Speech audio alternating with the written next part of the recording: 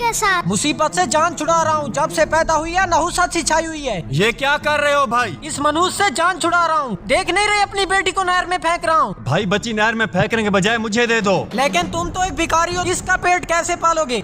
भाई अल्लाह वारिस है, क्या पता बच्ची के नसीब से मेरी किस्मत बदल जाए। किस्मत बदल जाए?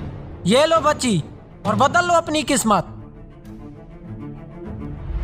5 साल के बाद।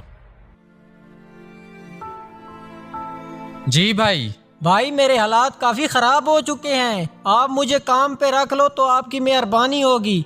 वो मालिक सामने बैठा है, जाकर खुद बात कर लो। अस्सलाम वालेकुम साहब। वालेकुम अस्सलाम भाई। जी भाई हुक्म करें। भाई आप तो भिखारी थे। भाई मैंने बोला था ना, बेटियां अल्लाह ताला की रहमत होती हैं, और जिस दिन से आपकी बेटी के कदम मुबारक मेरे घर में पड़े, उसी दिन से मेरे रिस्क में इजाफा होता ही जा रहा है।